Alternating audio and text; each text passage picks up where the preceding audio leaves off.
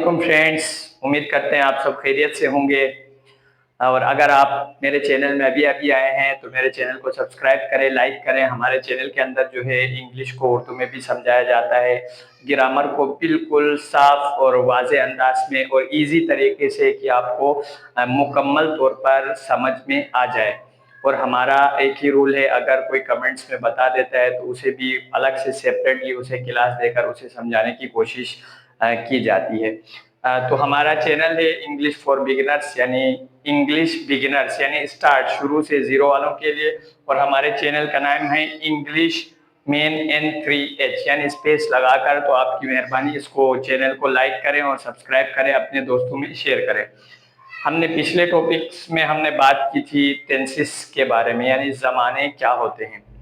तो आज हमारा टॉपिक है प्रेजेंट सिंपल का, यानी प्रेजेंट सिंपल क्या है, इसके काम क्या हैं और इसको इस्तेमाल कैसे किया जाता है। और ये बहुत ही अहम जो है टेंस है, इसको हम इस्तेमाल करते हैं अपनी रोज़मर्रा ज़िंदगी में। अगर आप कंप्लीट वीडियो को देखेंगे तो इंशाल्लाह आप इस काबिल हो जाएंगे कि आप इजीली सेंटेंस बना भी पाएंगे और इंशाल्लाह आप इसको दूसरों को समझा भी पाएंगे और आप इंग्लिश को इजीली समझ भी पाएंगे।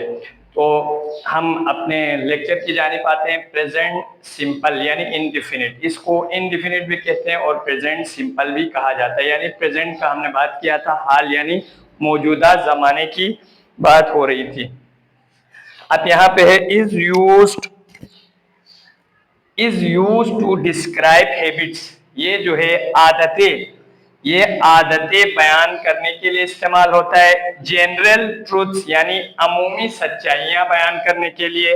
रिपीटेड एक्शन यानी बार बार किए जाने वाले काम। और अनचेंजिंग सिचुएशन और गैर मुतगय्यर हालतें यानी जो तब्दील नहीं होती। इमोशंस यानी जज्बात के बारे में। एंड विशेस और ख्वाहिशात के बारे में हम इसके अंदर बात करेंगे। तो मैंने इनको जनरल सेंटेंस, हैबिट्स, इनको हमने क्या किया है, अलहदा से मैंने एक लिस्ट बनाई है ताकि आपको इनके सेंटेंस के साथ आपको समझा सकूं कि ये इसके अंदर किन किन चीज़ों के बारे में बात होती है। तो सबसे पहले थे हैबिट्स। तो हैबिट्स तो आपकी आदतें होती हैं। आपकी आदत क्या है? My habit is collecting points, यानी मेरी आदत है सिक्के जमा करना या बर्ड्स जमा कर लेना, तो वो हैबिट कहलाती है। अपनी एक आदत होती है जो आपका पसंदीदा, जो आपको कोई चीज़ पसंद होती है तो आप उसको क्या करते हैं, जमा करते हैं। यानी मुख्तलिफ किस्म के कंट्रीज के कॉइन्स जमा कर लेना। कुछ के होते हैं मुख्तलिफ किस्म के बर्ड्स को जमा करना, तो वो हैबिट्स कहलाती है। इसकी बात हम इसके अंदर करते हैं। यानी प्रेजेंट सिंपल में मुझे मुख्तलिफ किस्म के परिंदे रखना पसंद है। I like different types of birds, में मुख्तलिफ किस्म के परिंदे पसंद करता हूँ, कीप रखना। अब यहाँ पे जनरल ट्रुथ यानी एक अमूमी सच्चाई क्या है, तो मैंने यहाँ लिखा the sun rises in the east, यानी सूरज मशरिक से निकलता है। कभी मगरिब से निकला है? नहीं निकला है। तो ये क्या है, एक सच है, हकीकत है जो कि तब्दील नहीं हो सकती। कभी मगरिब से सूरज या शुमाल से या जुनूब से सूरज नहीं निकलेगा। अब दूसरा है रिपीटेड एक्शन, यानी बार बार होने वाला अमल। बार बार कौन सा अमल होता है?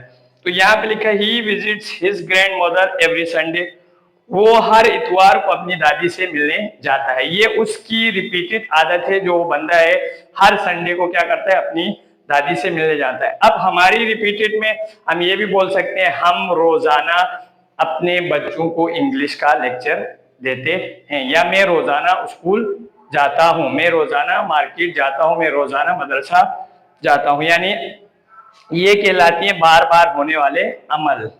अब अनचेंजिंग सिचुएशंस, जो तब्दील ना होने वाली हालतें या लिखा ना बदलने वाली हालतें या गैर मुतगय्यर हालतें। तो अब ना बदलने वाली कौन सी होती है? यानी वाटर बॉइल्स 800 डिग्री सेल्सियस, यानी पानी जो है 100 डिग्री सेंटीग्रेड पर उबलता है, तो ये कभी भी 50 डिग्री सेंटीग्रेड पर नहीं उबलेगा। या इन्होंने बोला water freeze at 0 degree Celsius. तो अब यहाँ पर डिग्री सेंटीग्रेड बोले तो ये 0 डिग्री के अंदर आके फ्रीज होता है, तो ये कभी चेंज नहीं होगा, ये 50 पे आकर फ्रीज نہیں ہوگا. تو اسے انچینجنگ سچویشنز کہتے ہیں جو تبدیل نہیں ہوتی. اب نمبر 4 پہ آتے ہیں تو یہ ایموشنز کی بات کرتے ہیں, جذبات کی. She loves her family very much. ویسے تو ہم سب کرتے ہیں, اپنے خاندان کے ساتھ بہت محبت کرتے ہیں, لیکن سینٹینس کے حساب سے یعنی she loves وہ اپنے خاندان سے بہت محبت کرتی ہے, یعنی اپنے گھر والوں سے بے انتہا محبت کرتی ہے. یہ کیا ہے, اس کے جذبات ہے, اس کی فیلنگس وغیرہ ہیں. اب وشز یعنی خواہشات. خواہشات کیا ہوتی ہے؟ میری خواہش ہے کہ میں ایک بہت بڑا بزنس مین بنوں. اسی طرح سے آئی wish to become a doctor. میری خواہش ہے یا میں ایک ڈاکٹر بننا چاہتا ہوں, میں ایک ڈاکٹر بننے کی خواہش رکھتا ہوں. یہ تھے پریزنٹ سمپلس کے لیے بیان کرنے کے لیے جو استعمال ہوتے ہیں, یعنی یہ ساری چیزیں کیا کرتا ہے, پریزنٹ سمپلس کے اندر بیان کی جاتی ہے.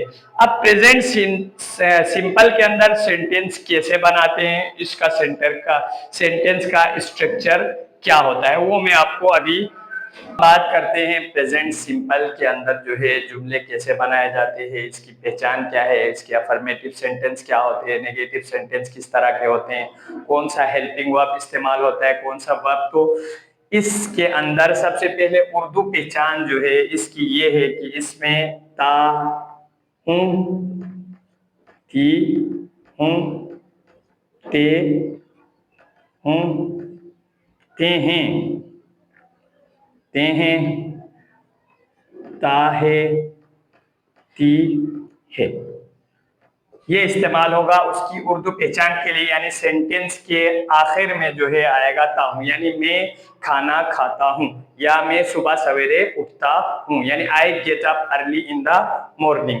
اب یہاں آنے کے بعد ہم انگلش کی جانب آئیں گے. تو سب سے پہلے سبجیکٹ ہوتا ہے, پھر ورب کی first form plus E S اور ایس, ورب کی first form plus E S. اس کے بعد آپ آبجیکٹ کا استعمال کر سکتے ہیں. تو یہاں پر جو ہے کچھ ہوتے ہیں سنگولرز, جیسے سنگولر میں آ رہا ہے ہی, شی, اٹ یا علی, کوئی سنگل نیم. ان کے ساتھ استعمال ہوگا ورب میں ایس اور ای ایس. اس کے علاوہ پلورل کے ساتھ ایس یا ای ایس کا اضافہ نہیں ہوگا. پلورل میں پلورل کون سے ہوتے, آئی, وی, یو, دے, یا پھر double name, more then 2 names, Ali and حسن. اب اس کی ایگزامپلس لکھ کر میں آپ کو سمجھا دوں گا کہ اس کے ساتھ ایس کیسے لگتا ہے, اور اس کا کوئی ہیلپنگ ورب یہاں پر موجود نہیں ہے. یعنی افرمیٹو کے اندر پوزیٹیو سینٹینس جسے کہتے ہیں اس کے اندر اس کی کوئی ہیلپنگ ورب موجود نہیں ہے. تو سب سے پہلے میں ایک سینٹینس لکھتا ہوں. یہاں میں نے لکھا ہے ہی لرنس انگلش. اب وہ انگلش سیکھتا ہے. اب یہاں پہ لرن جو ہے ورب ہے, ورب کے ساتھ میں نے ایس کا اضافہ کیا. ایس کا اضافہ کیوں کیا, کیونکہ سنگولر کے ساتھ جو ہے ورب میں ایس یا ای ایس کا اضافہ ہوگا. when we make negative sentence, یعنی اس کو پوزیٹیو سینٹینس یا افرمیٹو کہیں گے جب ہم اس کی نیگیٹو بنائیں گے. he does not learn English, وہ انگلش نہیں سیکھتا ہے. اب یہاں پر جو ہے میں نے اس کا ایس جو ہے غائب کر دیا, اور یہاں پر میں نے does کا استعمال کیا ہے. اب یہاں اس کی ہیلپنگ ورب جب when we make negative then we use does and do for plurals and does for singular. اب یہاں جو ہے does کا استعمال ہوا, اس وجہ سے یہاں سے اس کا ایس غائب ہو گیا. اگر فرض کر لیں ہم اسی سینٹینس کو جو ہے پلورل کے ساتھ کرتے ہیں, we learn لکھیں گے, we learn English, ہم انگلش سیکھتے ہیں. اب اسی کی نیگیٹو بنائیں گے تو we do not learn English, we do not learn English, ہم انگلش نہیں سیکھتے ہیں. یعنی ہم انگلش نہیں سیکھتے हैं। अब यहाँ पर जो है लर्न के साथ एस नहीं था, इसलिए यहाँ डू नॉट आ गया। यहाँ पर जो है लर्न के साथ एस या ईएस का इजाफा हुआ था, जिसको यहाँ लाकर हमने 10 लिखकर खत्म कर दिया और यहाँ पर कोई इजाफा नहीं हुआ। और वर्ब की कौन सी फॉर्म इस्तेमाल हुई? फर्स्ट फॉर्म जो है इस्तेमाल हुई है। अभी मैं आपको जुमले बनाकर यानी बिल्कुल एक तरतीब के साथ सिखाऊंगा। आप हमारे साथ रहिएगा और वीडियो को आखिर तक देखते रहिएगा।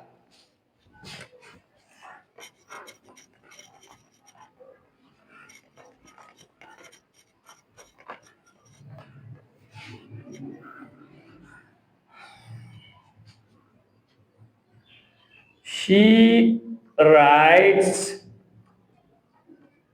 an English sentence. वो एक अंग्रेजी का जुमला लिखती है।